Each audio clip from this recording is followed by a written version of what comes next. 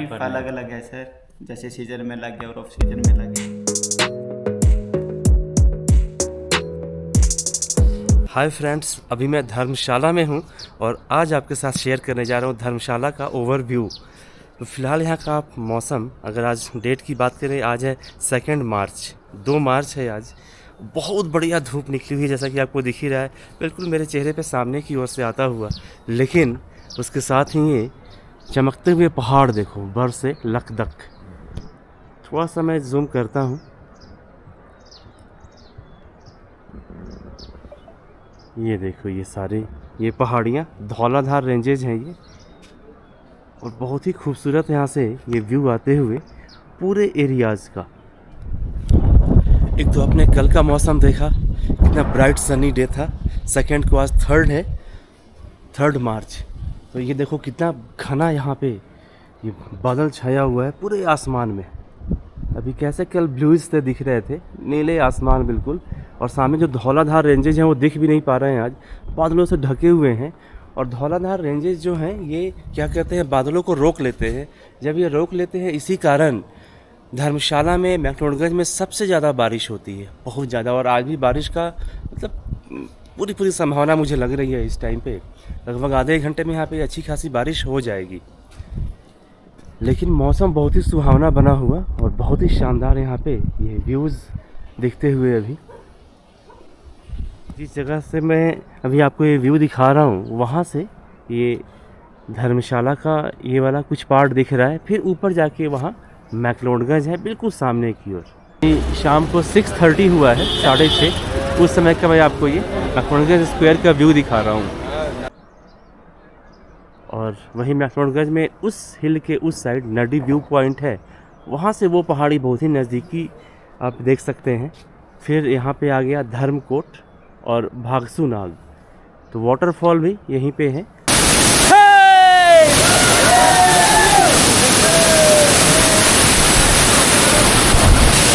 Waterfall तो सामने का पूरा मैक्लोडगंज का एरिया दिख रहा है। और यहाँ से अगर सामने की ओर चलें तो अभी हम लोग फ़िलहाल इंद्रू नाग हैं, और वहाँ से ऊपर की ओर वहाँ पे वो है ट्रिउंड हिल ट्रैक भी काफ़ी फेमस है। तो वहाँ पे भी जाने में लगभग यहाँ से लग जाते हैं 3 घंटे जाने में, 3 घंटे आने में। तो लगभग अगर आप पूरा दिन अगर आप स्पेंड करते हैं अपने ऊपर, तो आप उस जगह पे जा सकते हैं, इस जगह से, इंद्रू नाग की इस जगह से।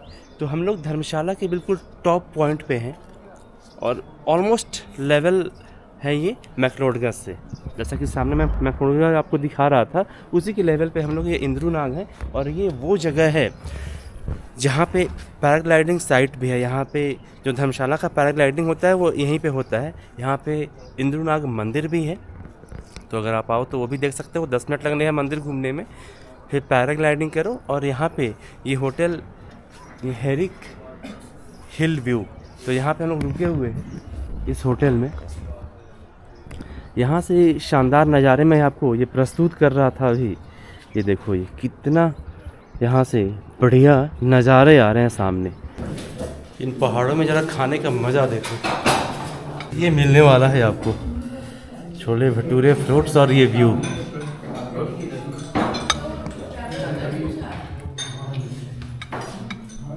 व्यू के साथ वैसे यहाँ बहुत सारे टूरिस्ट, मेरे फ्रेंड्स वगैरह भी हैं, भी एंजॉय करते हुए।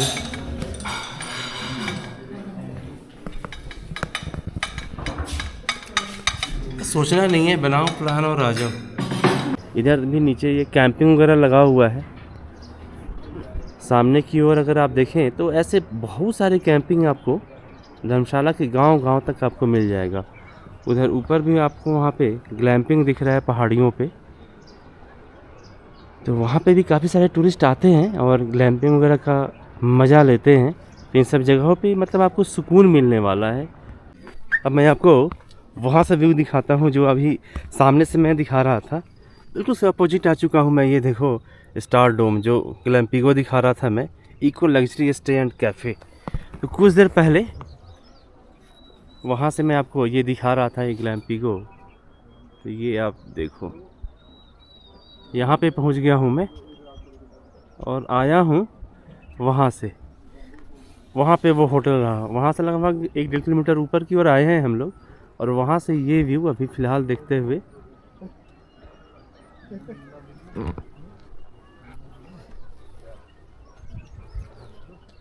अब बिल्कुल मैक्लोडगंज बिल्कुल लेवल पे है, हमारे सेम लेवल पे हम लोग आ चुके हैं।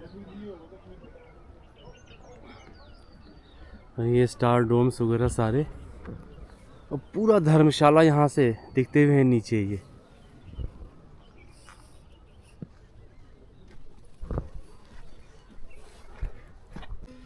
तो ये आपको मैं बिल्कुल लेके आ चुका हूँ स्टार डोम, और यहाँ पे भी अंदर चल रहे हैं आपको स्टार डोम में। ये रेस्टोरेंट पार्ट है इनका, ये देखो यहाँ से पूरा शिमला। ट्रांसपेरेंट शीट लगा हुआ है इसके बाहर, कंप्लीट धर्मशाला दिखते हुए। स्टेडियम वहाँ पे सामने को हमारा होटल था, ये इंद्रू नाग, और इसके उस साइड की ओर स्टेडियम है, HPCA का स्टेडियम।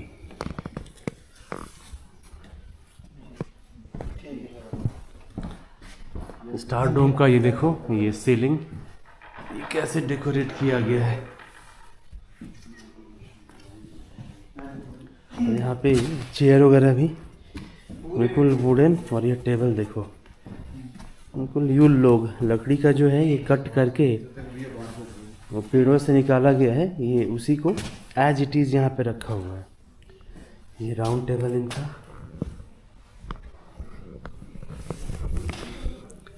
यहाँ का भी अपना एक अलग एक्सपीरियंस होता होगा। तो नेक्स्ट टाइम मैं प्लान करूँगा यहाँ पे आके रुकने का। ट्रांसपेरेंट कैंपिंग के अंदर कैसे रह सकते हैं वो आपको फील हो सकता है। ये देखो बाहर से यहाँ पे ये व्यू,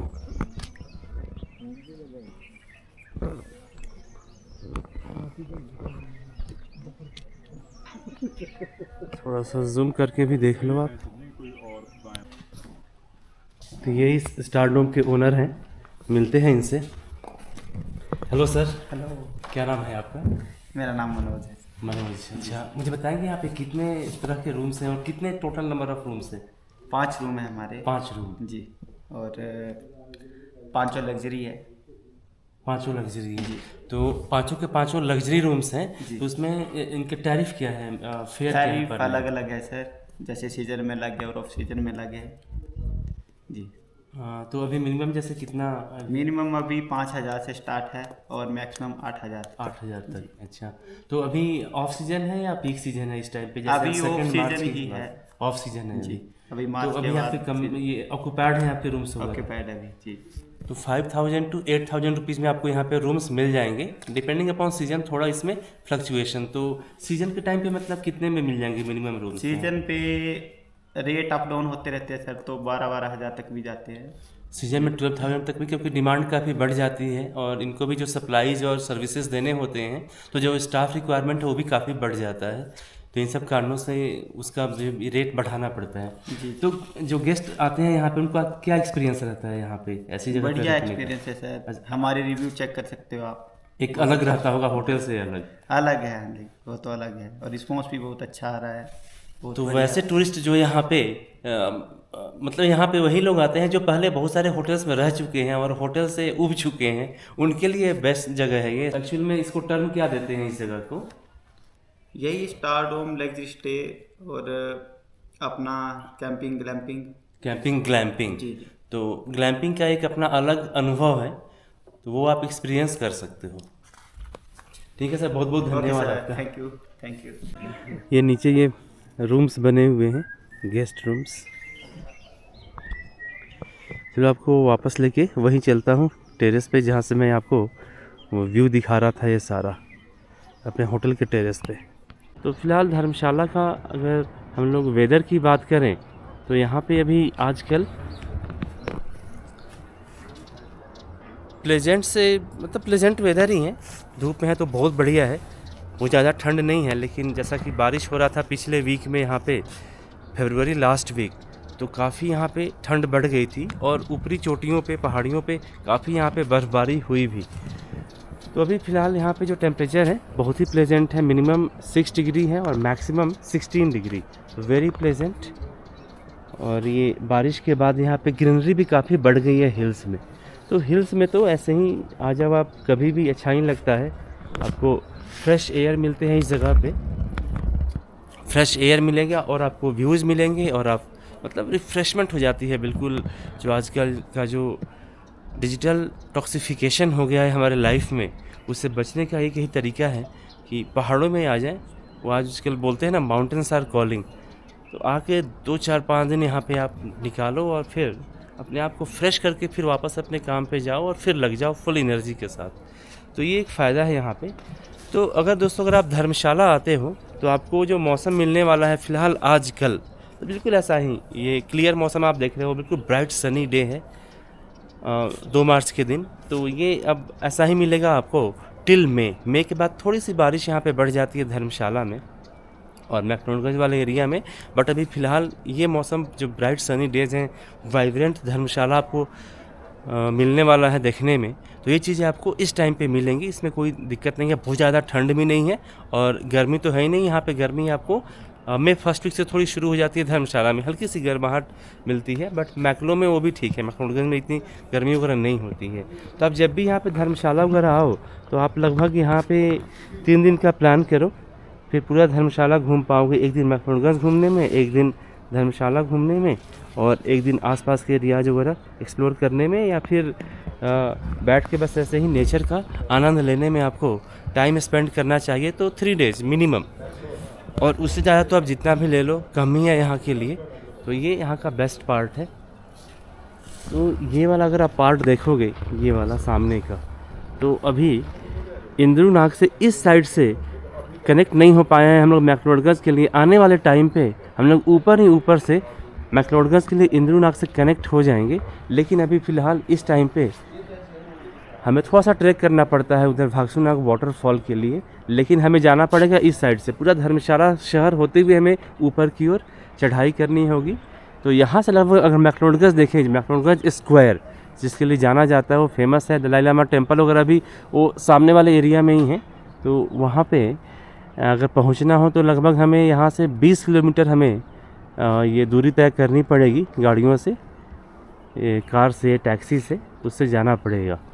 लेकिन अगर वाटरफॉल जाना हो तो वहाँ आगे तक ट्रैवलर जाती है उन सब जगहों पर, और फिर वहाँ से आप 15 मिनट्स लगने हैं और भागसूनाग वाटरफॉल पहुँच जाते हैं।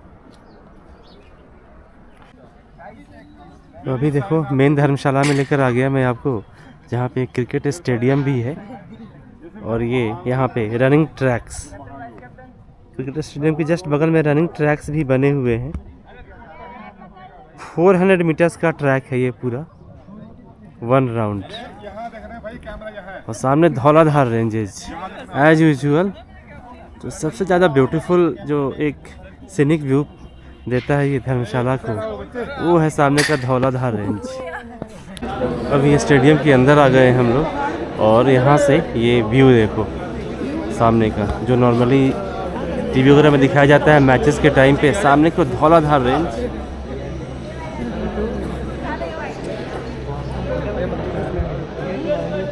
और ये जो ग्रास है ये विंटर राई ग्रास है, ये बरमूडा से लगाया गया है, बरमूडा ग्रास। तो विंटर राई ग्रास की स्पेशलिटी ये है कि ये 10 डिग्री टेम्परेचर के नीचे भी सरवाइव करते हैं, ऐसे ही ग्रीन बना रहता है। यहाँ पे काफ़ी सारे यहाँ टूरिस्ट वगैरह दिखाई देते हैं। यहाँ पे ये जो विजिटर्स हैं उनके लिए इसको ओपन किया गया है, इस स्टैंड को, गेट नंबर 13 से, जहाँ पे एंट्री कर सकते हैं।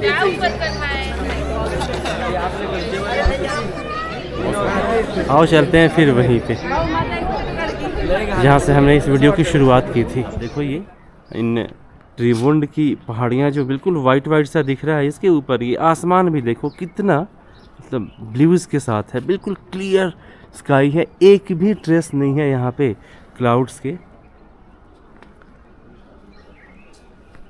यहीं पे हमने रात को ये बॉनफायर वगैरह किया था, स्नैक्स वगैरह एंजॉय किया था हमने इस जगह पे। और सबसे बड़ी चीज़ है कि सुबह उठते ही आपको ऐसा व्यू, ऐसे नज़ारे यहाँ पे मिलने वाले हैं। तो ये ताज़ा अपडेट था आपके साथ जो मैंने शेयर किया धर्मशाला और मैक्लोडगंज का। तो ऐसा वेदर आपको मिलने वाला है इस टाइम पे अगर आप आते हैं। तो कहीं कोई बारिश वगैरह नहीं है, कहीं कोई रास्ते वगैरह भी ख़राब नहीं है। जैसा कि मैं ये आया हूँ शिमला से यहाँ पे, तो बिल्कुल क्लियर था रास्ता वगैरह भी, कहीं कोई दिक्कत नहीं हुई। ट्रैवलर से ही आए हुए हैं हम लोग, तो बिल्कुल बड़े आराम से आ गए, इतना कहीं कोई परेशानी नहीं हुआ। बहुत ही एंजॉय करते हुए हम लोग आ गए। और यहाँ आने के बाद एक तो मैं शिमला से आ रहा हूँ, शिमला से आके भी इतना अच्छा लगता है कि मत पूछो। तो आप समझ सकते हो दोस्तों कि अगर आप दिल्ली वगैरह से आ रहे हो, चंडीगढ़ से आ रहे हो, पंजाब से आ रहे हो तो फिर पूछना ही कि आपके एक्साइटमेंट लेवल का। मतलब मुझे तो खैर पहाड़ों में घूमना बड़ा अच्छा लगता है, जितना भी घुमा दो। और ऑलरेडी मैं शिमला में इतने हिल्स वगैरह देख ही रहा होता हूँ, कहीं कोई दिक्कत नहीं होती है, बहुत एंजॉय करता हूँ। लेकिन यहाँ आके क्योंकि थोड़े से हिल्स जैसे ही डिफरेंट हो जाते हैं, तो मतलब रिजुविनेशन पार्ट जो है मेरा एनर्जी लेवल वो और दूसरे लेवल का हो जाता है। पहाड़ों में सुकून, वाह। तो अब यहाँ से जैसे मुझे ना हटने का मन नहीं हो रहा। वैसे मैं साइट सीइंग के लिए भी जाने वाला हूँ, तो काफ़ी बार मैक्लोडगंज वगैरह मैं घूम चुका हूँ, एक दो मंदिर वगैरह भी जाना है। बैजनाथ जाने का ही प्लान है, अगर देखता हूँ अगर जाऊँगा तो उसका ब्लॉग भी आपके साथ ज़रूर शेयर करूँगा। लेकिन वाह गजब का व्यू, अभी देखो। तो ये ओवरव्यू मैंने दिया आपको। तो दोस्तों मिलते हैं आपसे अगले वीडियो के साथ। Till then take care and bye bye.